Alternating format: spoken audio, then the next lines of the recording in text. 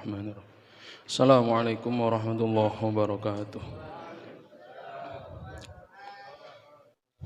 Al-Fatihah. Al-Fadhil Kitab Al-Imam Abi Zakaria Muhyiddin Yahya bin Sharaf An-Nawawi rahimah.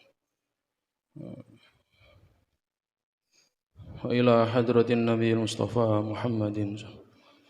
Fatihah. Bismillahirrahmanirrahim. Alhamdulillahi rabbil alamin. Ar-Rahmanir Rahim. Maliki yaumiddin. Iyyaka na'budu wa iyyaka nasta'in. Shiratal ladzina an'amta 'alaihim ghairil maghdubi 'alaihim. Bismillahirrahmanirrahim. Alhamdulillahi rabbil alamin wa bihi nasta'in ala umurid dunya waddin. Salatu wassalamu ala sayyidina wa maulana Muhammadin wa ala alihi wa sahbihi ajma'in. Innamal a'malu binniyat wa innama likulli imri'in ma nawa. Qala al-muallifu al-Imam Nawawi rahimahullahu ta'ala wa nafa'ana bihi wa bi 'ulumihi wa bi asrarihi wa karamatihi fid dharaini amin.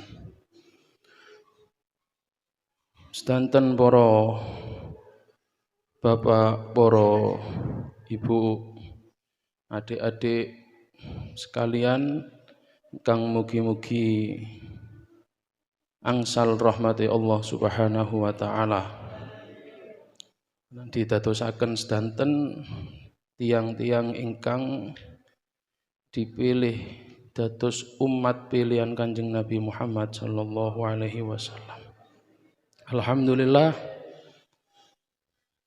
pagi ini kita dipertemukan lagi oleh Allah Subhanahu wa taala dalam keadaan sehat, dalam keadaan bahagia, yang semoga Allah Subhanahu wa taala melanggengkan kesehatan ini, melanggengkan kebahagiaan ini sampai kelak Allah mengambil kita dari dunia ini dalam keadaan husnul khotimah. Melanjutkan kajian kitab Riyadhus Shalihin lil Imam An-Nawawi di dalam bab sabar hadis ke-27. Radhiyallahu anna wa ankum. Bismillahirrahmanirrahim. Wa an Abi Yahya Suhaib ibni Sinan radhiyallahu an. Qala Rasulullah sallallahu alaihi wasallam. Ajaban li amril mu'min.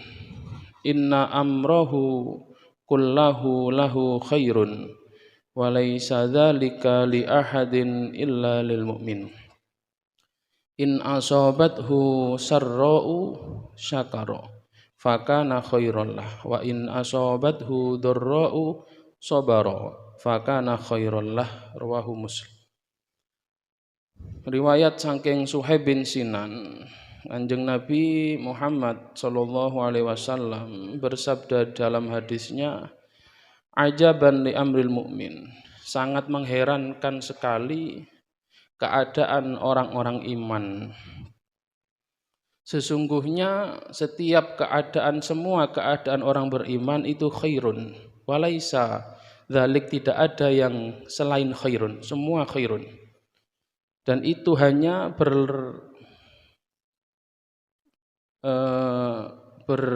berlaku bagi orang-orang yang beriman. Maka in asobathu, maka ketika seseorang itu mendapat dharra'u, sarra'u, mendapat kelapangan, mendapat kenikmatan, maka syakara, maka ketika dia bersyukur, fakana khairullah, maka itu baik. Maka dan ketika dia mendapat dharra'u, kesusahan, ya sabara, maka dia ketika sabar, fakana khairullah, maka itu baik bagi.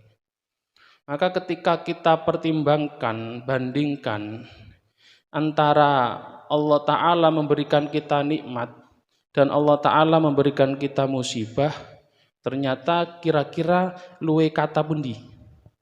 Kita angsal nikmat nopo kita angsal musibah? Nikmat.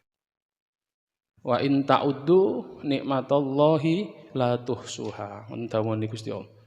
Jika kamu ingin menghitung nikmat Allah la tuhsuha, kamu tidak akan bisa menghitungnya. Terus nikmati pangeran niki kita ambil contoh yang mudah mawon. Di dalam diri kita itu sudah ada berapa kenikmatan yang Allah berikan. Di dalam tauhid Allah Ta'ala itu ketika menciptakan apapun tidak ada yang pernah sia-sia. Ngoten nggih. Allah Ta'ala ketika menciptakan sesuatu apapun tidak ada yang pernah sia-sia atau bahasanya nganggur. Di dalam diri kita saja kira-kira apa yang nganggur dalam diri kita apa? Sing boten kanggo napa? Awake mriki niku lho mulai rambut sampai sikil sing nganggur napa? Sing boten enten manfaate napa? Wonten. Wonten. Meripat jenengan meripat mriki kali lek misal kali niki won didol siji jenengan purun mboten? Napa kan enggak ada kali ngoten bahasa iki. Kaya jenengan enggak ada sepeda kali jenengan butuh jenengan sadis tunggal eman napa mboten? Eman napa mboten? Sepeda mboten sepeda wong kali kok. Mobil kali jenengan sadis tunggal mboten eman. Tapi meripat kali di sadis tunggal napa? Eman napa mboten purun blas punan.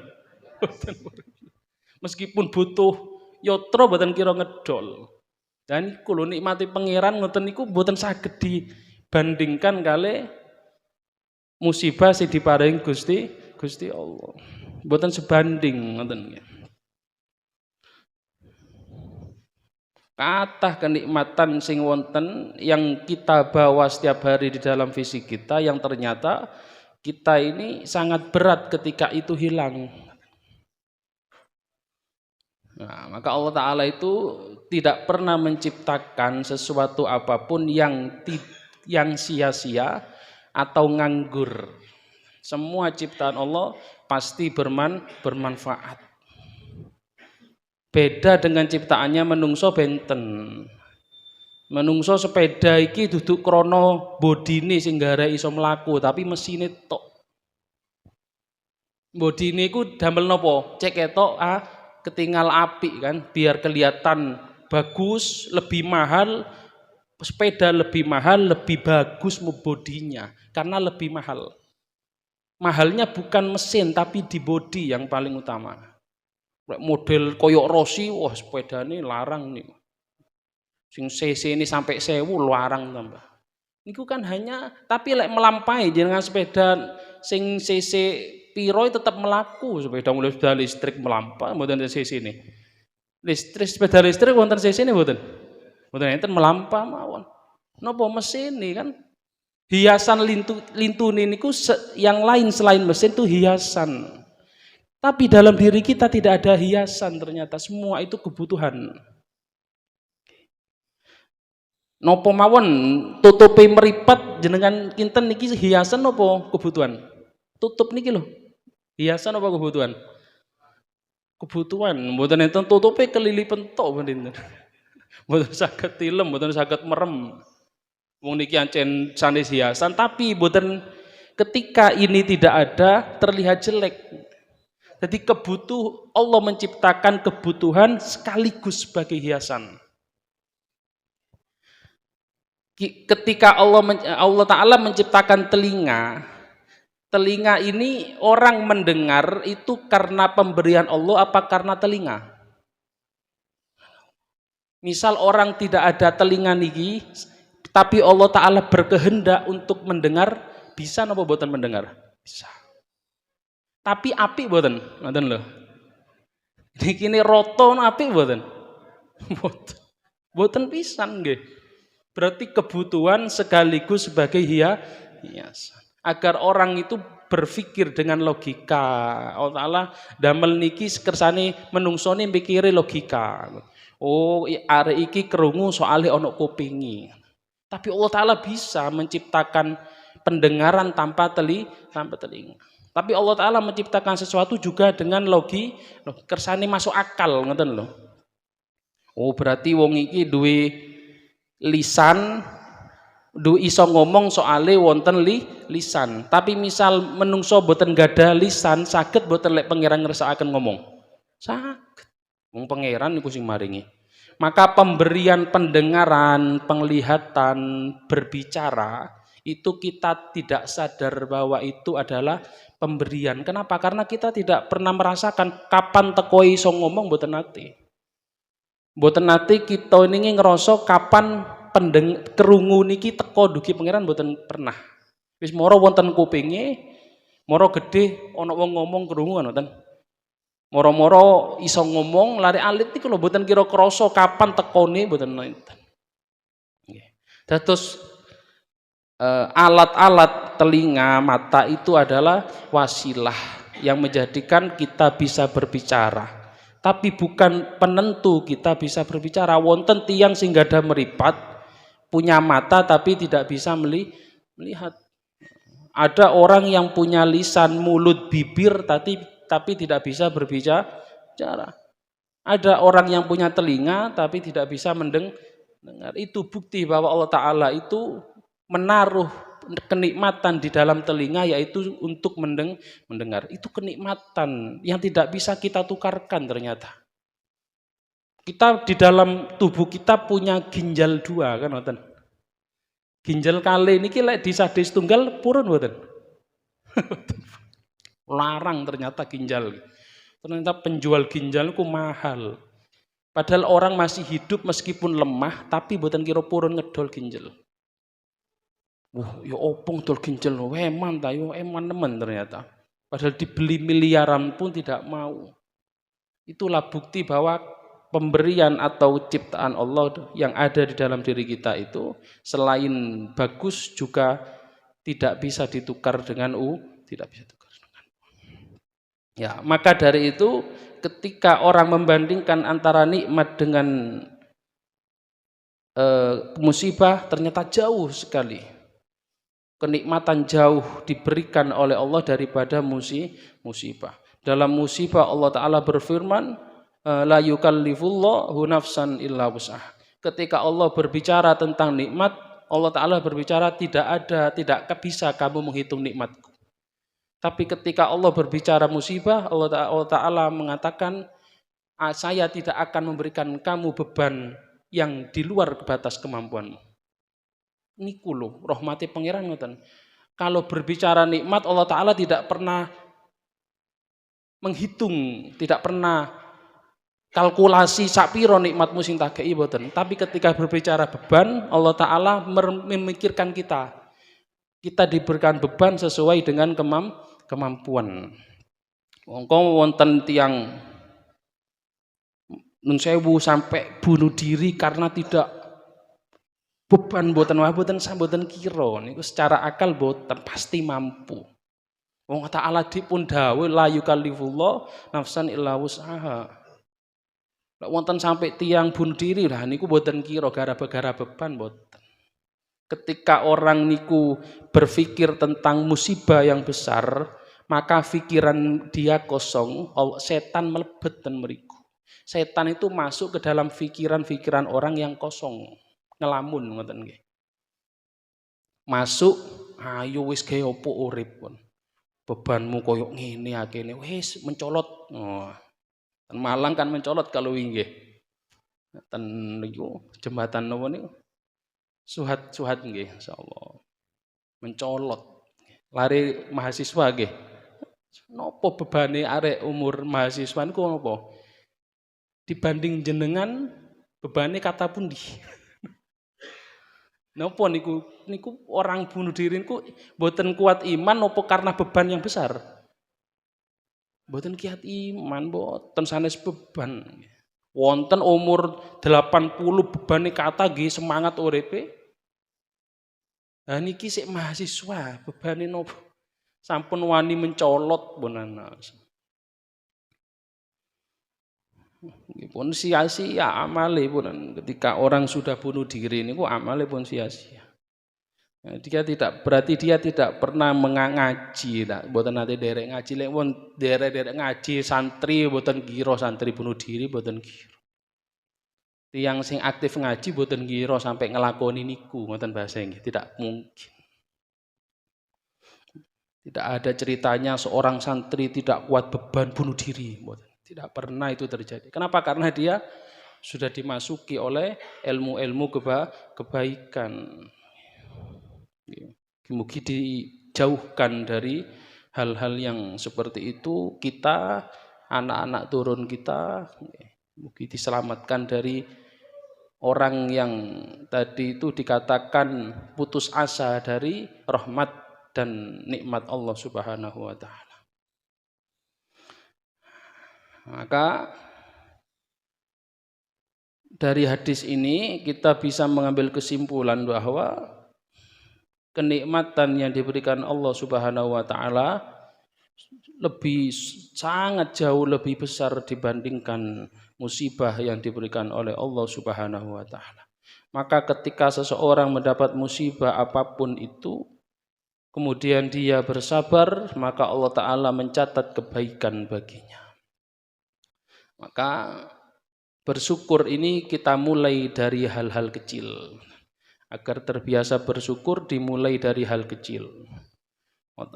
Nabi menganjurkan ketika selesai makan, bangun tidur niku nikmat ternyata. Soalnya wonten tiyang turu tapi wis dak tangi kan ngoten. Makane diutus waos, alhamdulillahilladzi ahyana ba'dama amatana wa ilaihin nusyur. Karena orang tidur itu dia tidak tahu, dia tidak sadar ketika diambil ya wis dak ero ngoten. Ya, itu kita mulai hal kecil setelah selesai makan. Alhamdulillahilladzi. Selesai makan apa ya Allah? At'amana wa saqona wa ja'alana minal muslimin.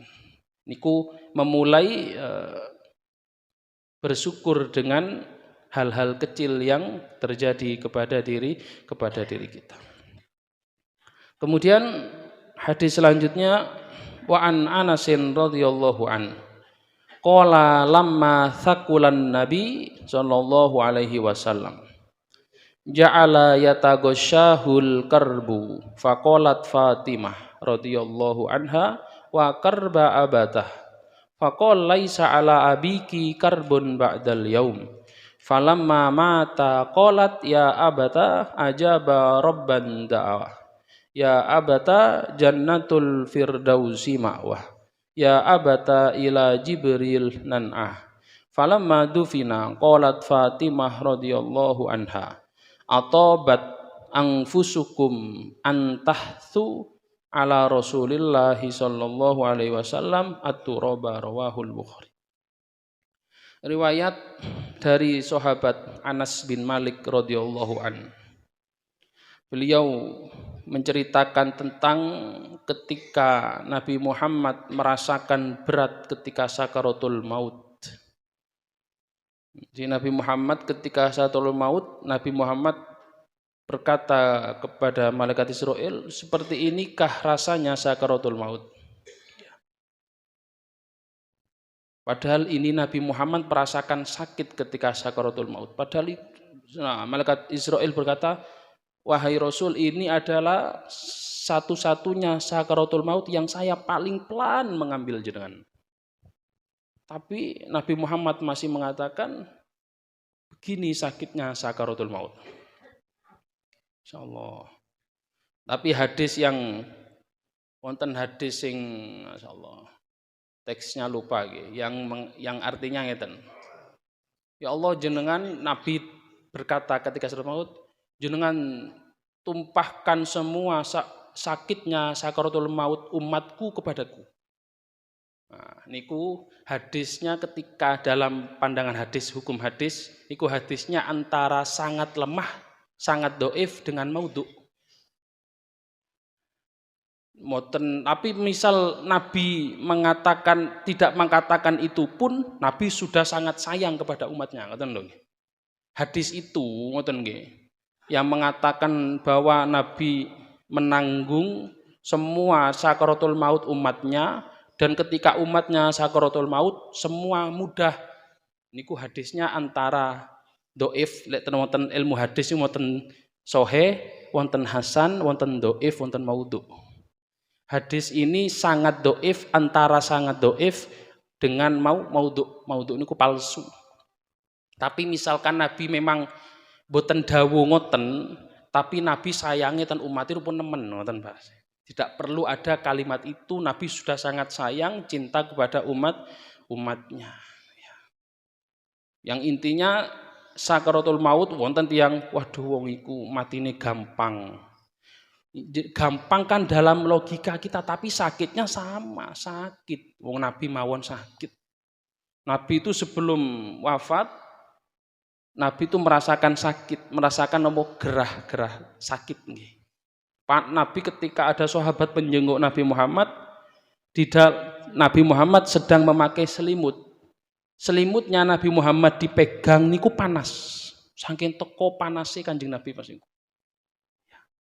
Berarti Nabi akhirnya sahabat bertanya, jenengan kok sangat panas ngeten Kanjeng Nabi? Ini adalah yang akan menambah kenikmatan ketika sudah meninggal.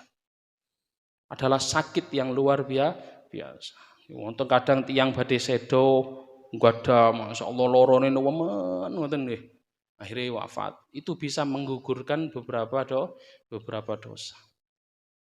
Itu intinya orang meninggal niku, ketika orang meninggal dalam keadaan sholat itu baik, tapi orang meninggal tidak dalam keadaan sholat juga tidak mesti dia tidak baik, ngoten.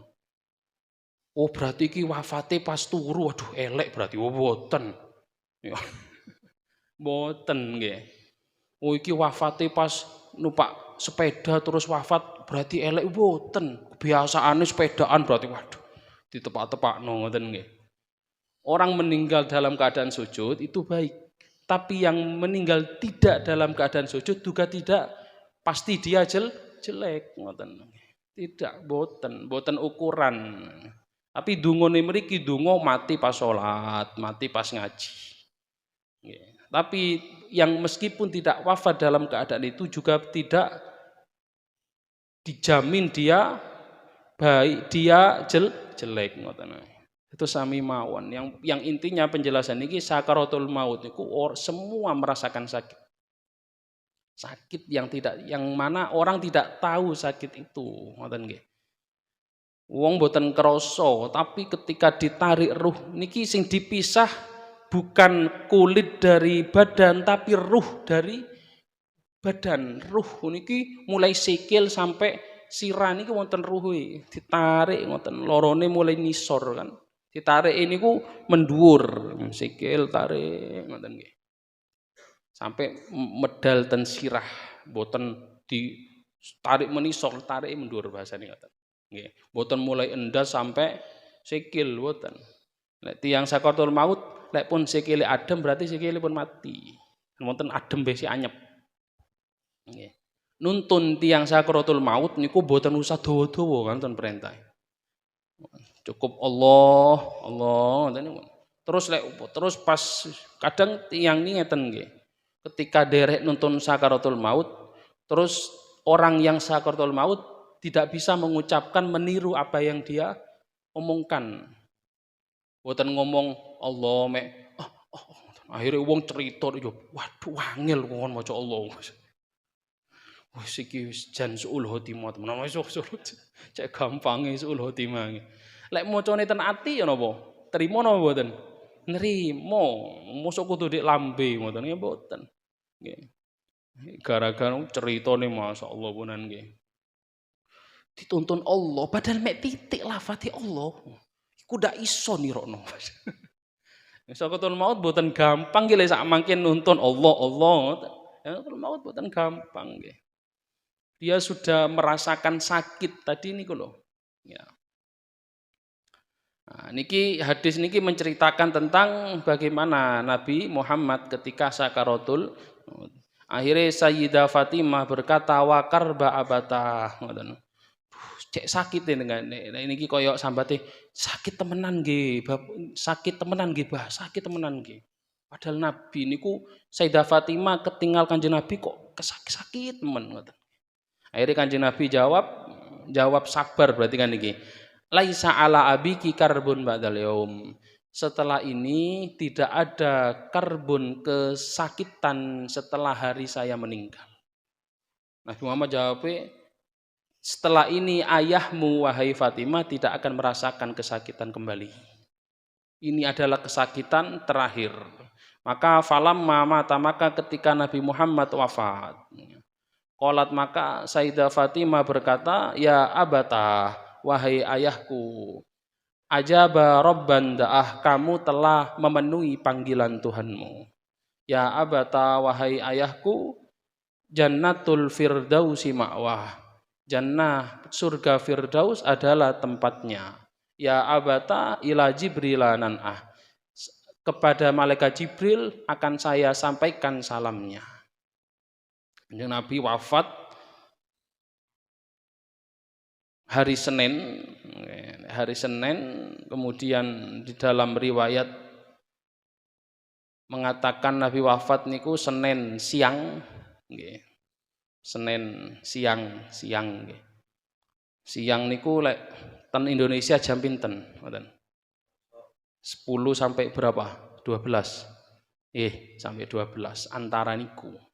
Nabi wafat ketika siang hari, maka di dalam banyak orang mendengar Nabi Muhammad selisih antara wafat Nabi Muhammad dengan dikuburkan Nabi Muhammad 3 hari. Padahal sunnahnya orang wafat segera dikuburkan. Tapi orang menghitung, kalau menghitung hari, Nabi Muhammad 3. Nabi Muhammad di wafat Senin, dikuburkan Rebu. Tapi Seninnya, Senin siang wafat, dikuburkan Selasa malam Rebu. Wong hitungnya Rebu akhirnya. Padahal hitungan Hijriah kan, hitungan kan mulai maghrib niku sudah sampun pindah hari. Samakin Jumat, nanti maghrib sudah Sabtu. Kalau hitungan Hijriah niku Sabtu, mungkin maghrib niki loh sudah Sabtu. Maka orang mengatakan malam Sabtu. Maka ketika dihitung jam, Nabi misal wafat jam 11 atau 12, niku 12 siang Senin ke 12 siang Selasa, niku berarti pinten jam? 24 jam. Kalau dihitung jam ternyata boten lami, ngoten lho nggih. 24 jam antara Senin jam 12 sampai Selasa jam 12. Nabi dimakamkan antara jam 8 malam, ya sekitar jam 8 ngantos jam 12 malam. Berarti dihitung jam 12 siang ke jam 9 malam anggap ya. Niku berapa jam?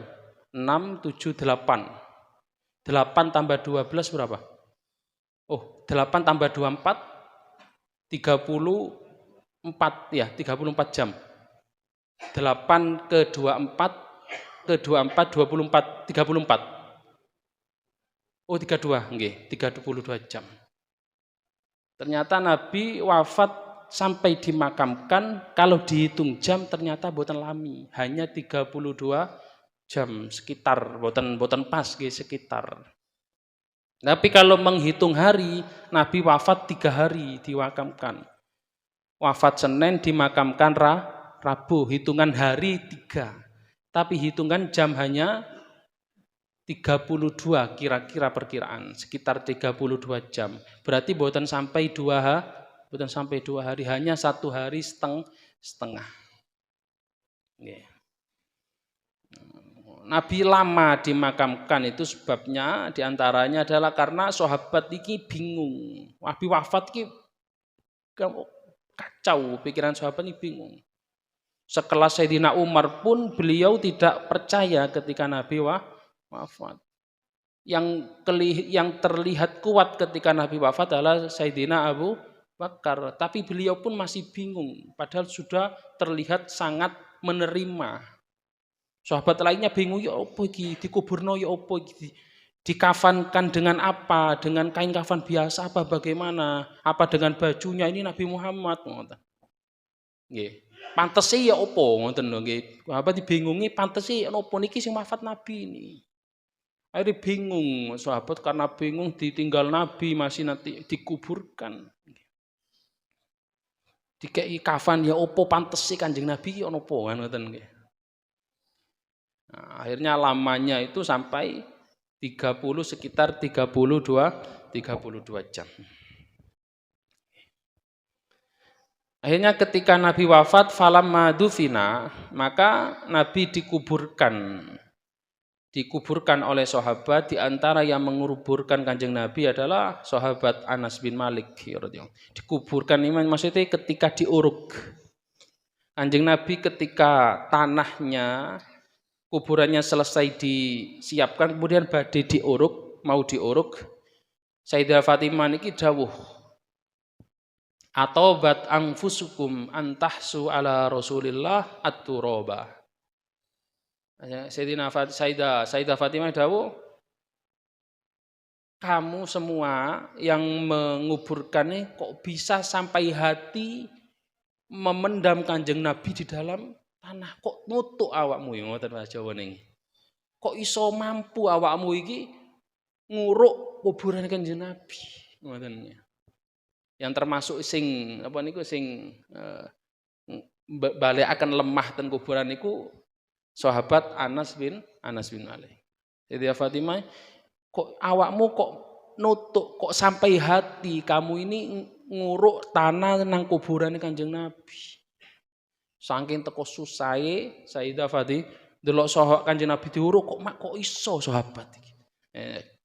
Dalam riwayatnya saya Anas bin Malik jawabe ten atinya ten, bagaimana saya tidak mampu untuk memendam Nabi Muhammad di dalam kubur. Karena kenapa? Karena ini memang perintahnya Nabi Muhammad. Maka saya bisa melakukan itu. Padahal sahabat Anas bin Malik ini sangat dekat dengan Nabi Muhammad. Dalam hal ini kesabaran Nabi Muhammad ketika dikatakan oleh Fatimah, laisa ala abiki karbun badal yaum. Nabi Muhammad dawuh pas sakaratul maut, setelah ini tidak ada lagi kesusahan bagi ayahmu. Niku termasuk salah setunggale kesabarane Nabi Muhammad Shallallahu Alaihi Wasallam. Ya, yang intinya bagaimana sakaratul maut itu siapapun pasti akan merasakan sakit. Siapapun sakit sakaratul maut pasti dirasakan. Ada orang yang meninggal dalam keadaan sebelum meninggal repot, koyo susah. Ada yang sebelumnya sakit ya, kemudian meninggal. Ada yang ketika malam hari tidur tiba-tiba malam tidak terbangun. Ya. Dan macam-macam itu tidak bisa kita mengatakan yang ini su'ul khotimah, yang ini husnul khotimah, tidak bisa. Ya. Karena husnul khotimah itu dilihat dari hatinya dia ketika akan meninggal.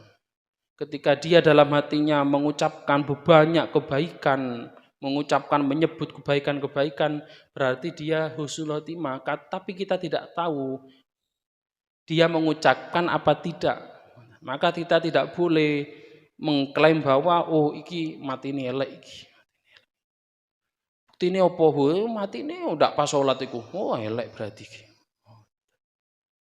Iku mati ini apa pas apa iku mati ini pas turu terus ndak tangi. Waduh paling uripe turu tok paling. Akhirnya salah maneh iki. Wong mati niki dikengken ngrasani sing apik-apik kok malah dirasani sing elek. Mari takziah, ya Allah, kaya wajahe kaya ngono. Iso wajah padahal biyen kok iso gosong kabeh sawah ya Allah iki adab temenan masyaallah. Ndak ndongakno malah dilokno adab. Kan fenomenane ngoten nggih. Setelah takziah bukan ngerasani kebaikan, tapi malah ngerasani sing dianggap dia jelek. Iso mati nih.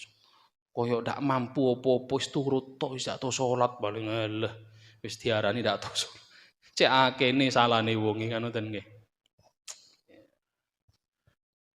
Kemudian niku salah setunggal hadis sedikit ya tentang bagaimanakah kesabaran Nabi ketika menghadapi sakaratul maut.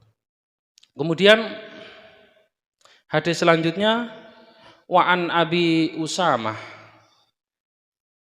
ibni Zaid ibni Harisah maula Rasulillah sallallahu alaihi wasallam wa hibbihi wa bani hibbi radhiyallahu anhuma qala arsalat bintun nabi sallallahu alaihi wasallam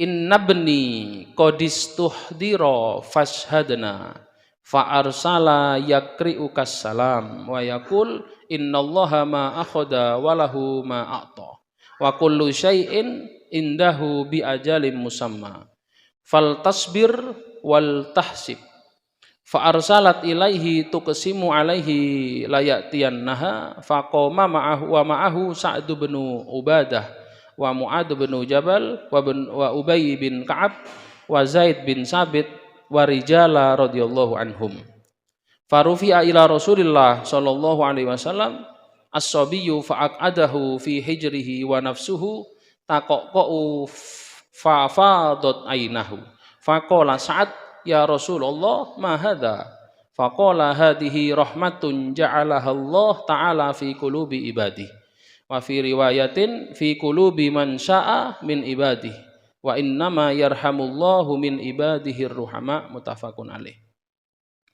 Niki riwayat saking sahabat namanya Usamah bin Zaid bin Harisah. Usamah ini adalah panglima termuda yang dipilih oleh Nabi Muhammad SAW. Maka julukan Usamah adalah Hibbu Rasulillah, kecintaan Nabi Muhammad. Ayah Usamah itu adalah anak angkat Nabi Muhammad SAW, yaitu Zaid bin Harisah. Maka julukannya wahibbihi wa bani hibbi, anak dari orang anak yang dicintai dan orang bapak yang dicintai Nabi Muhammad. Zaid bin Harisah ini adalah orang anak Persia. Persia niku anaknya seorang saudagar kaya. Persia ini orangnya itu kulitnya putih kemerah-merahan. Ganteng-ganteng, ngoten bahasa ini. Nah, Persia niki dulu terkenal kalah menang unda-undi menangi niki dengan bangsa Romawi. Niku zaman singen nggih. Persia Romawi ini terkenal negeri yang pas perang iki Romawi menang, terus Persia menang gantian, maju niki. Negara sing maju singen. Ya. Kemudian ayahnya Zaid bin Harisah, niku namine Harisah nggih. Niku anaknya ketika umur sekitar 7 tahun nggih. Kan ketok ganteng ngoten nggih. Ayahnya Harisah niki ngomong ten bojone. Jangan kamu ajak anak ini kemana-mana. Aku wedi ilang. Soalnya cek ganteng nggih ngoten lho nggih. Jangan kamu ajak anak kita ini kemana-mana.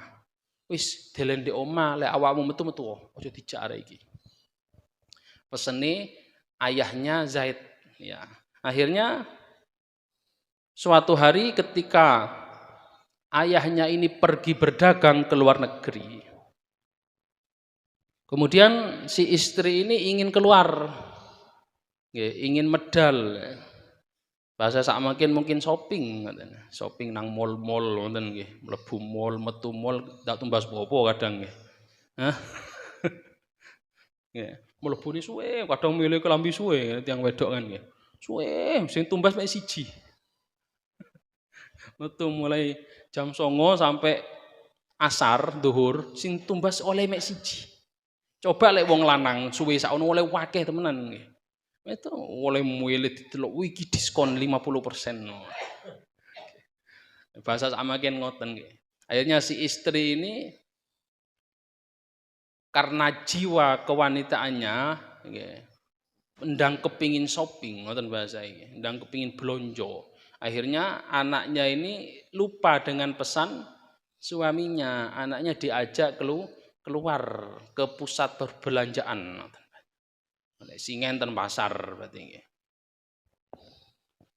Kemudian ketika di pasar atau ya di pasar si istri ini bingung milih tumbas sopo. Oh iki promo 75%. Oh iki promo 100% gratis berarti. Oh iki promo akhirnya lali oleh gawa anak ngoten nggih.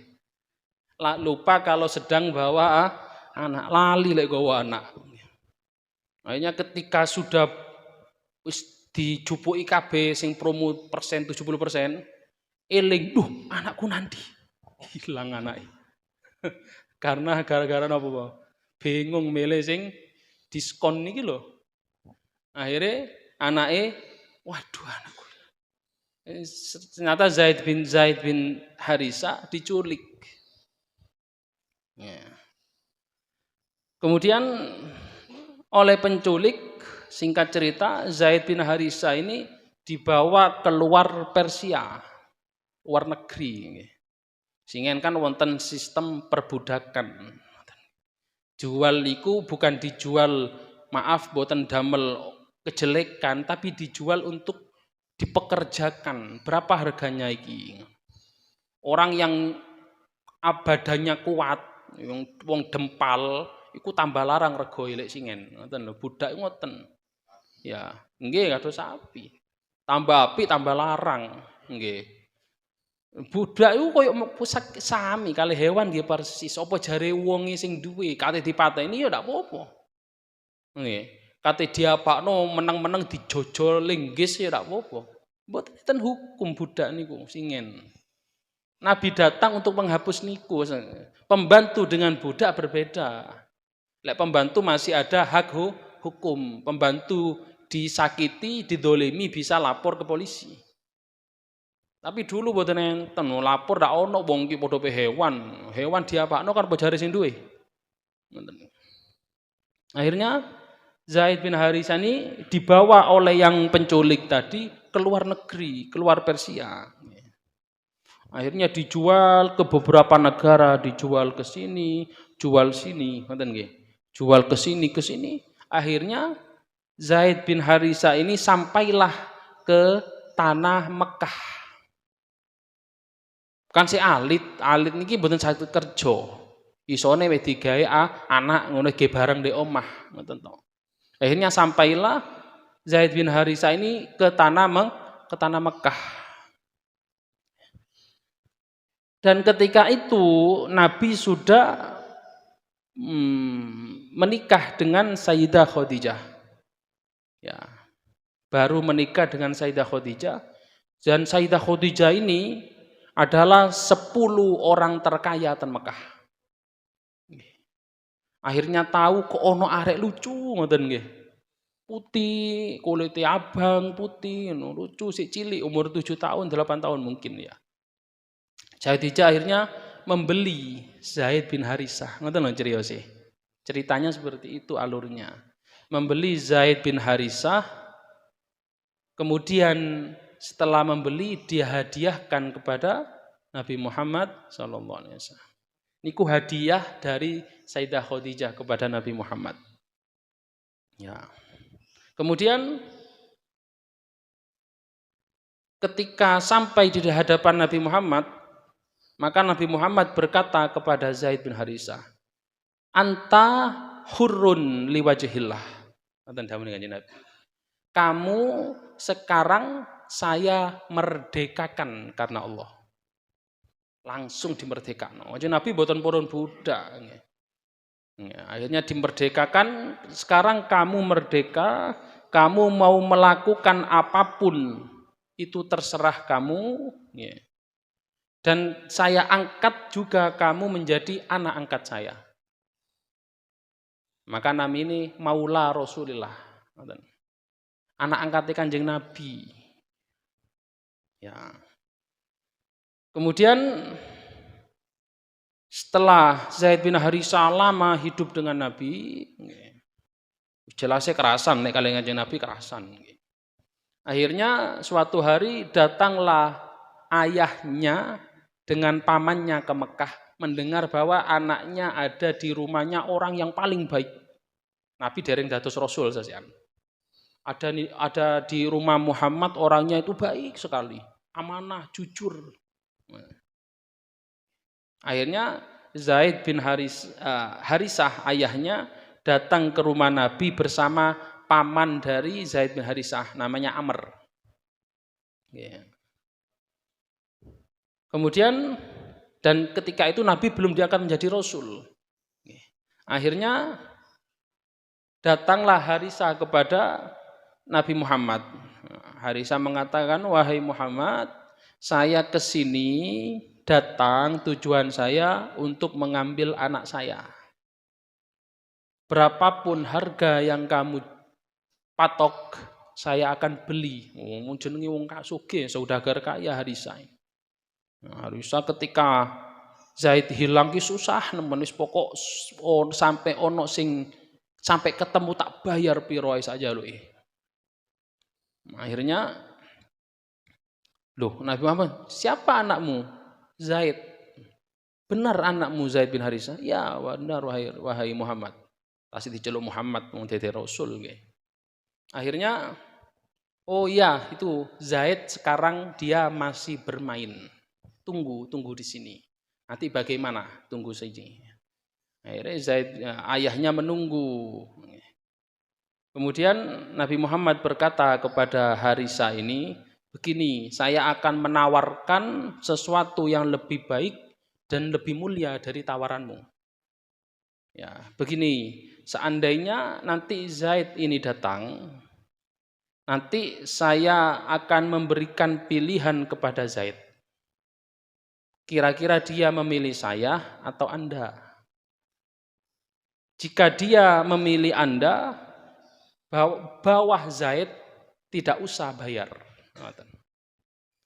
Ketika Zaid memilih Anda, ayahnya, bahwa Zaid tidak usah bayar apa-apa, tidak usah membayar. Tetapi jika dia memilih saya, kata Nabi Muhammad, maka saya tidak akan meninggalkan orang yang memilih saya. Paham nggih? Dawuhe Kanjeng Nabi, boten keras mboten lek misal Zaid niki ini memilih jenengan bawa tidak usah bayar. Tapi kalau nanti Zaid memilih saya tidak akan meninggalkan orang yang sudah memilih saya. Shallu ala Nabi Muhammad. Kanjeng Nabi boten kira ninggalno tiyang sing derek Kanjeng Nabi Muhammad sallallahu alaihi wasallam. Kemudian maka setelah itu Zaid datang dengan wajah yang kaget. Dengan wajah kaget, maka Nabi Muhammad berkata kepada Zaid, wahai Zaid, ata'rifuhuma. Nabi Muhammad berkata, apakah kamu kenal dengan mereka berdua? Oh, na'am ya Rasulullah, dia ayahku Harisah dan dia pamanku Amr. Oh, berarti memang ayahnya dan memang pamannya. Nah, kemudian Nabi berkata kepada Zaid bin Harisah, jika kamu ingin pulang bersama mereka, silahkan. Silahkan, saya tidak apa-apa. Tapi jika kamu ingin tetap tinggal bersama kami, wah ahlan wa sahlan, pintu terbuka untuk kamu. Nah, iku bijake Kanjeng Nabi ngoten niku nggih. Kemudian akhirnya Zaid menjawab bagaimana? Ini jawaban yang mengagetkan orang tuanya. Zaid bin Harisah menjawab, ya Muhammad, hanya orang bodoh yang jika sudah mengenalmu, dia mau berpisah denganmu. Shallu ala Nabi Muhammad. Nah, wahai Muhammad, hanya orang bodoh yang jika dia sudah mengenalmu, dia meninggalkanmu. Dia mau berpisah denganmu. Masya Allah. Akhirnya Harisah ini nangis antara sedih dengan senang. ada orang yang lebih mencintai anaknya daripada dia. Padahal dia sudah tahu itu ayahnya. Ngoten berarti Kanjeng Nabi niku ketika memperlakukan anak-anak kecil sampai lebih memilih Nabi daripada ayahnya. Mboten enten sama. Mboten ketemu punan nggih. Yang perilakunya seperti ini sudah tidak. Nah, kemudian maka ketika mendengar itu Nabi susah, Nabi sedih, Nabi senang, bahagia. Kemudian Nabi membawa Zaid bin Harisah ke depan Ka'bah. Dan Nabi berteriak di hadapan Ka'bah, "I'lamu anna Zaidan ibni." Yarisuhu wa yarisuni. Nabi Muhammad dawuh, "Ketahuilah wahai semua bahwa Zaid sekarang adalah ibni, anakku. Yarisuhu, dia mewarisi hartaku dan saya mewarisi hartanya." Wah, akhirnya setelah dawuh itulah maka namanya Zaid diganti Zaid bin Muhammad sallallahu alaihi wasallam. Sampai Allah turunkan ayat, iki sangen teko Kanjeng Nabi senenge ngoten nggih. Akhirnya sampai Allah taala turunkan ayat, "Makana Muhammadun aba ahadin fi mirrijalikum walakir Rasulullah wa khataman nabiyyin." Dawuh Gusti Allah, Muhammad bukanlah ayah dari siapapun, tetapi dia adalah walakir utusan Allah wa khataman nabiyyin dan penutup para nabi. Akhirnya setelah turun ayat ini nama Zaid diganti lagi Zaid bin Harisah. Maka tidak boleh memang ngoten nggih. Sekarang tidak boleh jenengan ngangkat anak kemudian di anak itu dikatakan misal namanya Nu'man bin jenengan, mboten saged. Tidak bisa mewarisi, anak angkat boleh tapi tidak sampai menjadi anak angkat secara biologis. Niki saking teko senengi Kanjeng Nabi ten Zaid bin Harisah. Akhirnya setelah itu barulah Zaid mengikut dengan Nabi dan hidup bersama Nabi dan termasuk orang yang pertama kali masuk Islam bersama dengan Abu Bakar, Sayyidah Khadijah, Sayyidina Ali dan Zaid bin Harisah. Ini orang Persia. Maka anaknya Usamah itu dijuluki Hibbu Rasulillah, pemuda kecintaan Rasulullah sallallahu alaihi wasallam. Kenapa? Karena ayahnya adalah anak angkat Rasulullah sallallahu alaihi wasallam. Nah, itu sedikit nggih cerita tentang siapa? Zaid bin Harisah. Mugi-mugi tos danten oleh Allah Subhanahu wa taala didadosaken tiang-tiang yang bisa dibanggakan oleh Rasulullah Shallallahu Alaihi Wasallam, meskipun kita bukan orang baik, meskipun kita bukan orang yang, tapi mugi-mugi dengan kita semangat untuk mengaji, semangat untuk taklim, semangat untuk bersolawat, kita dibanggakan oleh Rasulullah Shallallahu Alaihi Wasallam, meskipun kita tidak pernah melihat Rasulullah Shallallahu Alaihi Wasallam.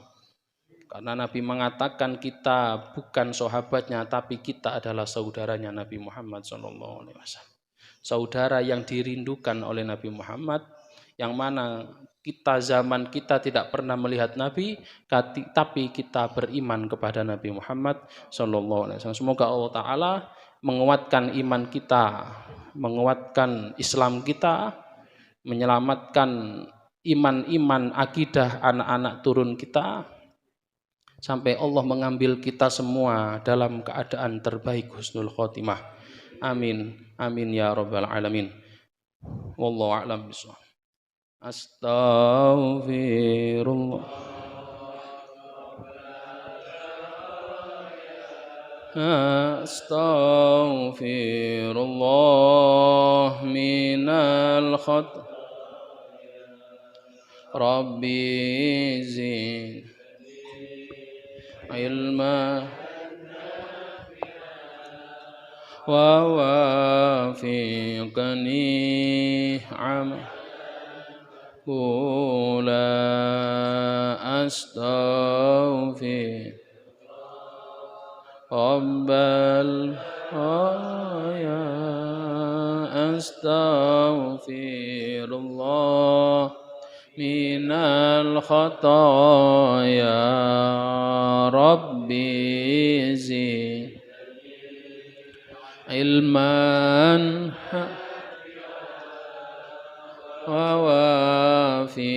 ووافقني عملا مقبولا أستغفر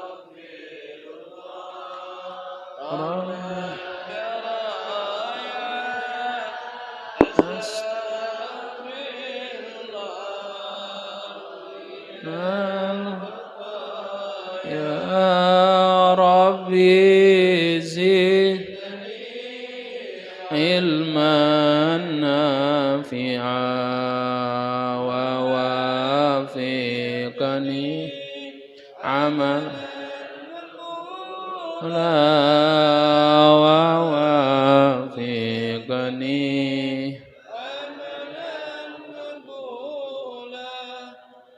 Bismillahirrahmanirrahim. Alhamdulillahirabbil alamin. Allahumma shalli ala sayyidina Muhammadin wa ala ali sayyidina Muhammad. Allahumma ighfir li ummati sayyidina Muhammad. Allahumma aslih li ummati sayyidina Muhammad. Allahumma arham ummata sayyidina Muhammad. Allahumma farrij an ummati sayyidina Muhammad. Allahumma sabbit imanana wa wassi arzaqana wa ilal khairi qarribna wa an syarri ba'idna waghfir dunubana waqti duyunana waqti hawaijana fid dini wad dunya wal akhirah. Allahumma ja'al akhira kalamina la ilaha illallah la ilaha illallah la ilaha illallah. Allahumma inna nas'aluka fahman nabiyyin wa hifdzal mursalin wa ilhamal malaikatil muqarrabin. Allahumma aghnina bil ilmi wa zayyinna bil hilmi wa akrimna bit taqwa wa jammilna bil afiyah bi rahmatika ya arhamar rahimin. Rabbana hab lana min azwajina wa dhurriyyatina qurrata a'yun waj'alna lil muttaqina imama. Rabbana dhalamna anfusana wa illam taghfir lana wa tarhamna lanakunanna minal khasirin. Rabbana atina fid dunya hasanah wa fil akhirati hasanah wa qina adzabannar wa adkhilnal jannata ma'al abrar ya aziz ya ghafar ya rabbal alamin. Sallallahu alaihi wasallam. Alhamdulillahirabbil alamin. Assalamualaikum.